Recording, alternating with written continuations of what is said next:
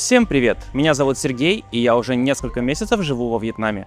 В этом видео из города Да Нанг я переехал в Хошимин-Сити, в крупнейший город страны, и расскажу вам, что тут посмотреть, куда сходить, а также поделюсь своими впечатлениями от этого города.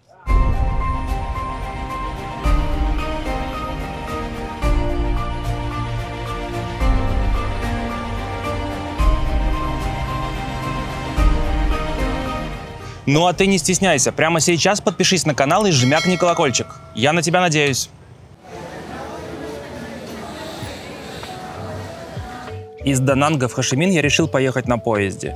Заранее в приложении Vexer купил билет за 1 127 000 вьетнамских донгов, а время в пути составило 18 часов.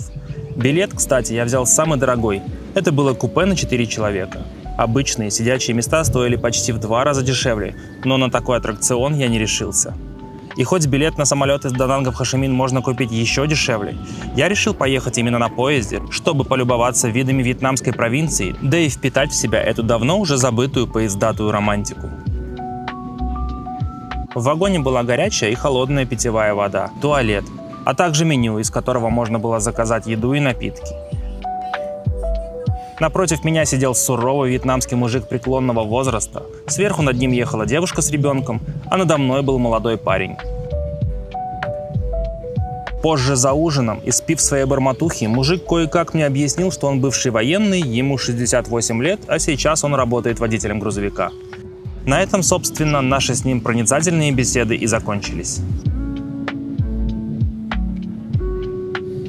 Убаюканный стуком колес поезда и пролетающими мимо пейзажами, я и не заметил, как настало утро, а наш поезд прибыл в Хошимин.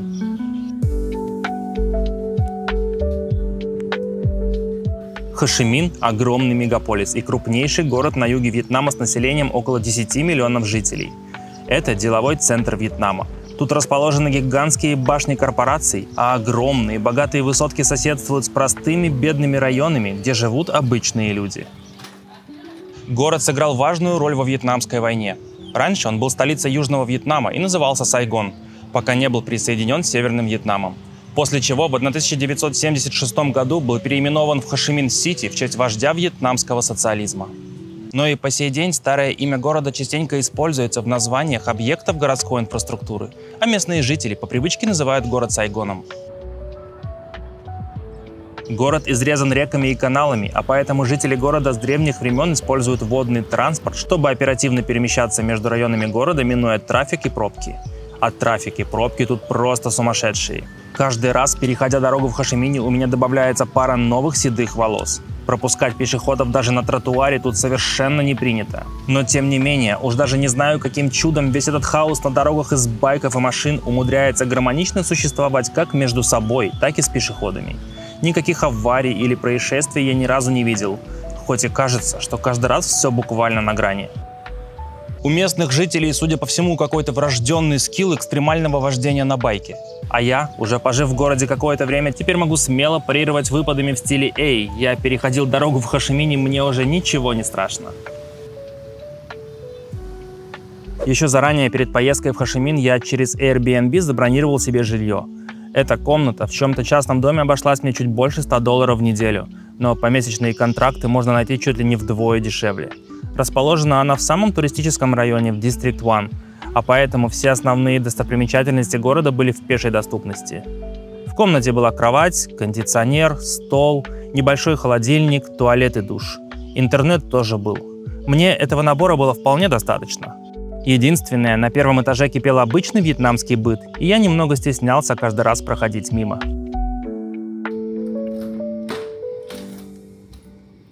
Кстати, видите эти машинки? Это все электрокары. Основанная совсем недавно, всего в 2017 году, компания VinFast уже сейчас входит в топ-10 компаний по производству электромобилей наравне с Теслой и Тойотой. А электрокары и электробайки этого бренда можно встретить во Вьетнаме повсеместно.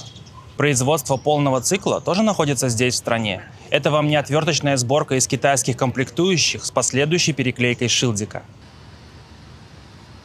Основатель компании – первый во Вьетнаме долларовый миллиардер. Он, кстати, учился в Москве, а свой первый капитал сколотил в Украине на лапше быстрого приготовления под брендом Mivina.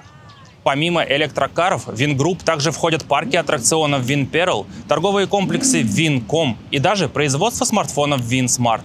Вот такое вот вьетнамское экономическое чудо.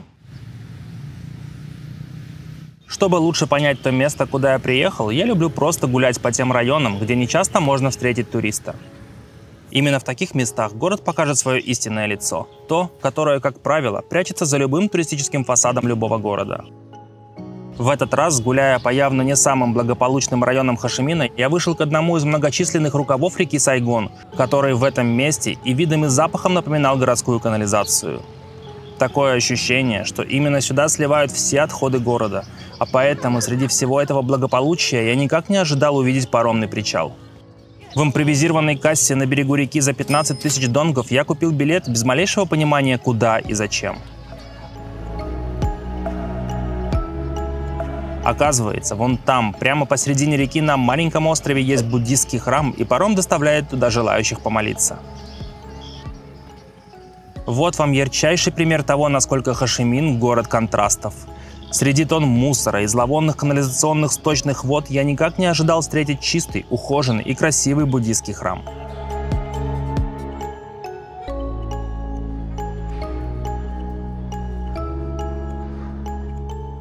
А на его стене была проиллюстрирована история вьетнамского социализма, где был упомянут и дедушка Ленин.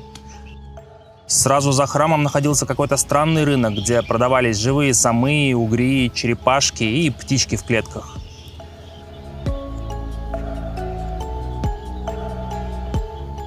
Максимально странная комбо – буддийский храм, Ленин и рынок домашних животных на острове посередине сточных вод. Но, как мне объяснила женщина, это такой буддийский обряд.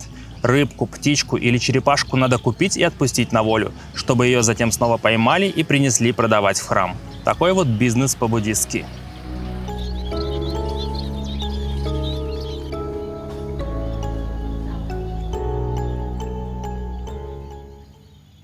Храм посередине говнотечки явно не самая туристическая достопримечательность Хошимина. Ну а что же тогда? Давайте мельком пробежимся по тем местам, которые насоветовали в интернетах. Собор Парижской Богоматери, построенный между 1877 и 1883 годами во французском колониальном стиле, является одной из достопримечательностей Хошимина. Но когда я сюда приехал, то обнаружил, что он закрыт на реконструкцию. Ночью, кстати, даже под строительной сеткой здание было достаточно красиво подсвечено. Прямо напротив собора находится еще одна достопримечательность – Центральное почтовое отделение. Здание, также построенное во времена французского колониализма, представляет из себя, не поверите, обычное почтовое отделение. Правда, щедро сдобренное сувенирными лавками. Обычная туристическая заманушка и ничего больше.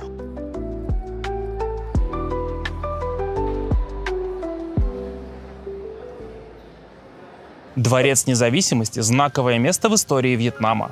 После вывода американских войск Северный Вьетнам быстренько захватил Южный. И именно падение этого дворца в 1975 году ознаменовало падение Сайгона, объединение Северного и Южного Вьетнамов и торжество социализма по всей стране. На территории дворца до сих пор стоят танки, оставшиеся со времен взятия дворца.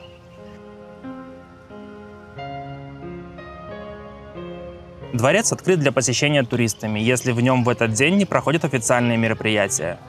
Билет стоит 65 тысяч вьетнамских донгов, но я и глазом не успел моргнуть, как мне втюхали аудиогиды еще за 90 тысяч. 2 часа мне пришлось слушать нудную лекцию про то, в каких залах президент Южного Вьетнама проводил собрания, где кабинет вице-президента, историю всех дворцовых перипетий, где первая леди принимала первых дам других стран, где находится командный пункт и бомбоубежище, куда упала бомба во время бомбардировки дворца и так далее.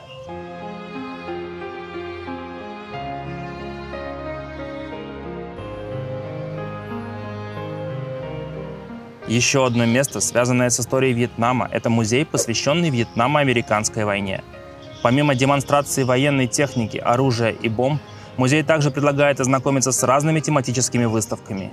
Тут есть выставка, посвященная антивоенным протестам в разных странах, выставка, подробно показывающая ужасы войны в виде изувеченных тел, а после выставки, иллюстрирующей последствия применения химического оружия, так называемого агента Оранж, мне даже стало трудно дышать.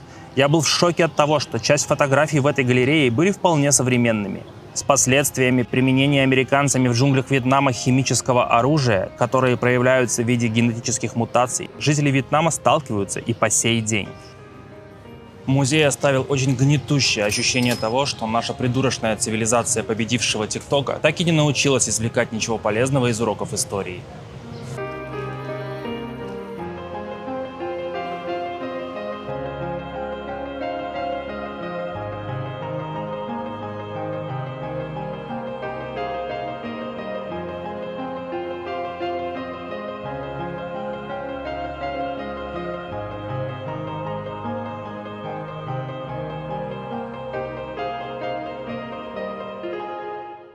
Прямо посередине шума и суеты мегаполиса находится уголок тишины и спокойствия в виде пагоды нефритового императора. Построенный в 1909 году в честь верховного даосского бога, это один из достаточно атмосферных храмов Хошимина, наполненный статуями призрачных божеств и гротескных героев. Но, к сожалению, внутри храма по какой-то причине снимать запрещалось. Следующая пагода – это пагода Виньгьем. Своим масштабом впечатлила меня больше предыдущей. Тут действующий буддийский храм, который функционирует еще с 70-х годов. Территория пагоды достаточно обширная и включает в себя двухэтажное главное здание храма, 7- и 4-ярусные башни, а территория украшена статуями и разными буддистскими инсталляциями. Тут не было предупреждающих знаков о запрете вести съемку внутри храма, а поэтому у меня есть возможность показать вам, куда местные жители города приезжают молиться.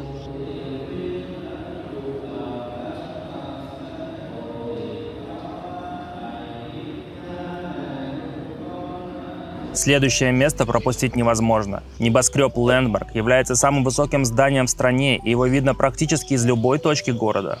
Он состоит из 81 этажа, и общая высота здания составляет примерно 470 метров. На первых этажах тут большой супермаркет с магазинами разных брендов, кинотеатр, фудкорт и крытый каток. На этажах выше офисы компаний, отель и апартаменты. А 3 последних этажа являются смотровой площадкой, куда я поднялся за 300 тысяч вьетнамских донгов. Увидеть огромный мегаполис с высоты более 400 метров того стоит. На последнем этаже даже можно выйти наружу, но для этого вас на всякий случай примотают веревкой. Наверное, это для того, чтобы народ не думал самоубиваться на свежем воздухе или чтобы туристов не сносило ветром. Соберетесь сюда, советую приехать примерно в 4:30 и остаться до 7 вечера. Тогда вам удастся увидеть весь город при свете дня, при закате и в бесчисленном потоке ночных огней. Из всех этих достопримечательностей Хошимина я бы советовал вам посетить только пагоду Виньгьем, если вы раньше никогда не были в буддийских храмах, небоскреб Лэндмарк, ну и военный музей я тоже посетить советую. Одним днем вполне уложитесь. Все остальное на ваше усмотрение и при наличии у вас свободного времени. Недалеко от моих апартаментов был зоопарк, и, конечно же, я не смог устоять, чтобы не поглазеть на зверушек. Зоопарк и ботанический сад Сайгона были открыты для публики в 1869 году, что делает его одним из старейших непрерывно действующих зоопарков в мире. Да я пошутил. Билет мне обошелся в 60 тысяч вьетнамских донгов. Сразу же у входа я попал в баттерфляриум, где вьетнамские натуралисты со своими огромными телевиками пытались сделать красивые фоточки с бабочками, а группа милых детишек в этих своих смешных шапочках, словно большая желтая гусничка, не давала мне выйти, пока полностью не проползет мимо. Каждая группа детишек, встреченных мною в зоопарке, отличалась цветом одежды и шапочек, но все одинаково были милые и радостно махали мне на камеру. Здравствуйте, как ваше ничего? Все ясно. Зоопарк достаточно большой, и зверушек тут и вправду много. Это и всевозможные рептилии в виде крокодилов, ягуан, черепах и змей. И иммигранты из Африки в виде слонов, жирафов, носорогов и гиен. Тут и разные виды приматов. Тут и большой птичник с павлинами, аистами, фламинго и страусами. Тут и медведи, и еноты, и тигры, и выдры, и кого тут только не встретишь. Акуна матата, смысл фразы так прост. Акуна матата, держи по ветру хвост. Давай, подпевай, ты же знаешь слова. Тут даже есть динозавры. Последние, впрочем, не очень подвижные.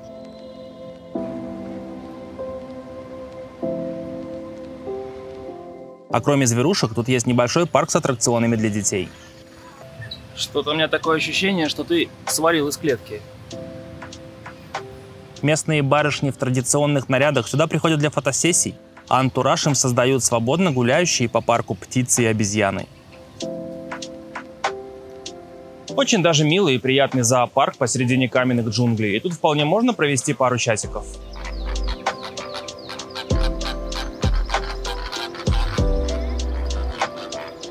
Ну а если по какой-то странной причине, поглазев на страуса в зоопарке, вам вдруг захотелось его съесть, то на фудкорте, что недалеко от Дворца Независимости, можно попробовать шашлыки из страуса или из бедняги Пумбы. Ну а кроме этого, тут можно познакомиться с более классической, аутентичной вьетнамской кухней и попробовать разные морепродукты.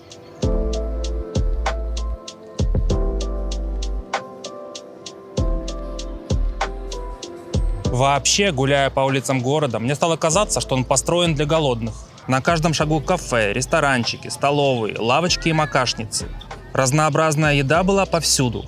И привычная нам европейская кухня. Очень много индийских ресторанов, не говоря уже о традиционной вьетнамской кухне во всех ее проявлениях. Это и классические вьетнамские супы фобо всех видов, и банми, и привычная кухня, и по-азиатски экзотическая. Тут и суп из чьих-то мозгов, и зародыш утенка, и улитки, и суп из черепахи, и чего тут только нет. А некоторые рестораны с морепродуктами выглядели так, будто это океанариум. Что касается цен, то они тут тоже очень разнятся. И если классический фобо в спальных районах, где не ступает нога иностранца, я ел за 35 тысяч донгов в столовке для местных, то точно такой же в туристическом районе District 1 стоил под 90. Для любителей морепродуктов нет лучше места для того, чтобы погрузить себя в азиатскую гастрономическую экзотику, чем ночные рынки.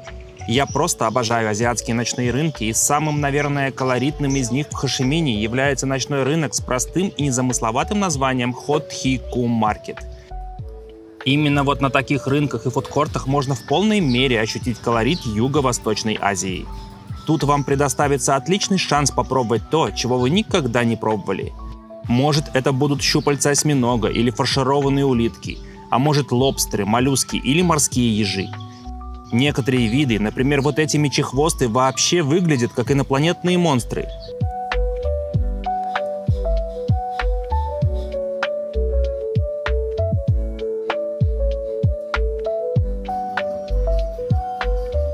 Впрочем, не все тут выглядело одинаково аппетитно.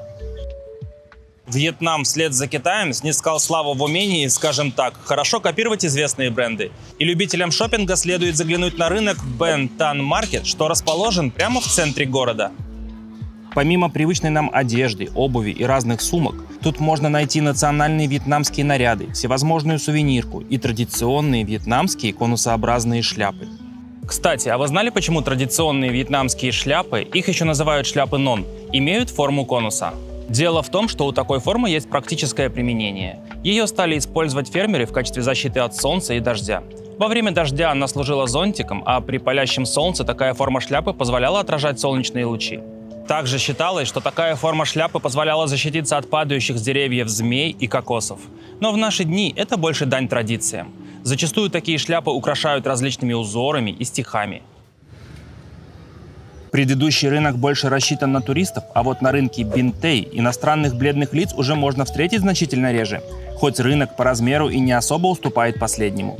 Все дело в том, что торговля тут в основном оптовая, и, как мне кажется, именно отсюда продавцы браслетиков и прочие сувенирки растаскивают их затем впаривать по всему городу. А знаете, зачем тут продают фальшивые доллары целыми пачками? Согласно вьетнамской традиции, поминая предков, нужно сжигать деньги или хотя бы изображение денег, чтобы таким образом отправлять их в мир духов своим предкам на расходы, а те взамен будут заботиться о живых на земле. Еще тут много разных вьетнамских деликатесов в виде вяленой рыбы, вяленых морепродуктов, сушеных грибов, сушеных морских огурцов, маринованных чего-то там в банках, что я даже не знаю что. Я узнал только маринованный чеснок из всего этого.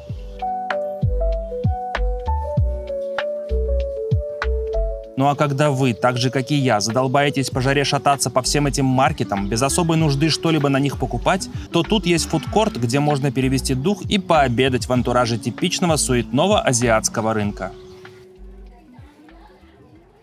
Хошимин – город, который никогда не спит. И помимо своих музеев, храмов, рынков и деловых центров, он также славится бурной ночной жизнью.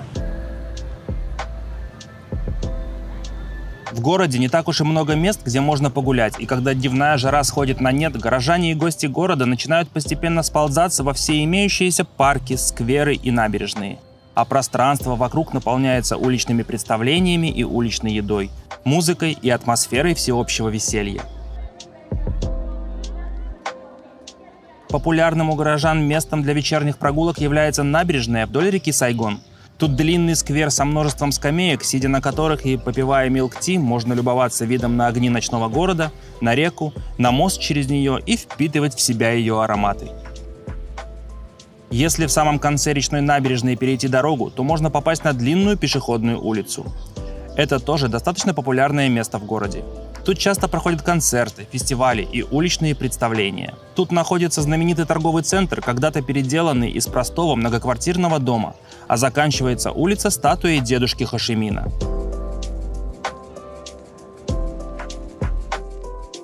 Кстати, именно тут я попал на открытие городского метрополитена и, наверное, был одним из первых иностранцев, спустившихся в городскую подземку. Еще одно место, где любят собираться горожане с наступлением темноты, это сквер у уже упомянутого ранее собора Нотр-Дам. Он находится всего в 500 метрах от статуи дедушки Хошимина, и после 6 вечера тут всегда много народу. Ну а любителей погорячее после заката Хошимин манит огнями баров и клубов. И самой известной улицей у приезжих, ищущих развлечения, является улица Буйвьен Уолкин-стрит. После 8 вечера тут всегда достаточно оживленная атмосфера, которую создают бары с живой музыкой, неоновые вывески, ночные клубы и уличные торговцы. То тут, то там на постаментах выплясывают полураздетые вьетнамские барышни и юноши, а зазывалы, постоянно переграждающие дорогу гуляющим по улице туристам, стараются всячески затащить последних в подотчетные им заведения, соблазнив сомнительными удовольствиями. Улица кишит иностранными туристами со всех уголков мира, слетевшимися сюда ради всего этого благополучия, как мухи на мед. А в воздухе так и витает дух фальши, продажности и лицемерия. Если честно, то я терпеть не могу такие места, где все служит лишь одной цели – всеми возможными способами вытянуть из тебя как можно больше бабла. И это чувство не покидало меня не только на этой улице, а во всем городе в целом. Город большой и свирепый. Он каждый раз будет испытывать тебя на прочность, и я, судя по всему, оказался для него слишком мягким. Только в первые дни меня несколько раз обсчитали и развели на деньги. Один раз мне в кафе насчитали в счет то, что я не заказывал. Другой раз влажная салфеточка, которую подали вместе с едой, оказалась платной, и, разумеется, заранее об этом не соизволили предупредить. Мелочь, а неприятно. Кофе, которое в меню стоило 27 тысяч донгов, мне продали за 35 тысяч, а когда я возмутился, объяснили, что это типа старое меню. И будьте уверены, все это не случайные ошибки. Хошимин – большой транспортный хаб, и большинство приезжих в ожидании пересадки тут задерживаются максимум на пару дней. А поэтому отъем средств у уставших и доверчивых путников тут поставлен на поток и отработан до автоматизма.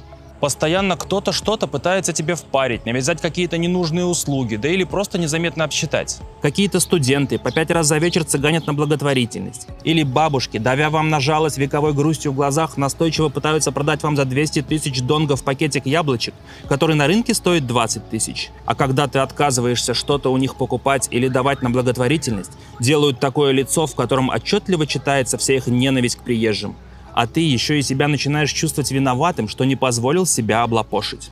Не умудритесь, как и я, попасться на эту уловку чистильщиков обуви. Пока я задумался о чем-то своем, сидя на лавочке, ко мне подлетел чел, стащил с меня обувь, давай там ее чистить шампунем, потом клеить, запихал какие-то стельки, наклеил какую-то резину на подошву. И все это сделал в один миг, я даже рот открыть не успел. А потом к нему подлетел его друган, и вдвоем они заявили, что теперь я им должен 400 тысяч донгов. Мои аргументы, что эти ботинки новые стоили 300 тысяч, они не принимали. И пока я не отдал им 350, они от меня не отставали. Надо же, сделали скидочку, какие молодцы.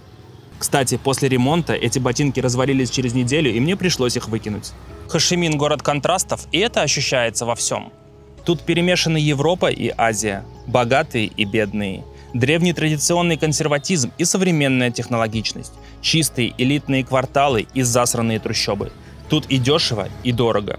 Город кишит разного рода жуликами, а молодые и целеустремленные сюда приезжают в поиске больших возможностей. Хошимин большой и невероятно интересный город, но у меня он оставил смешанные впечатления. Уж слишком тут многолюдно.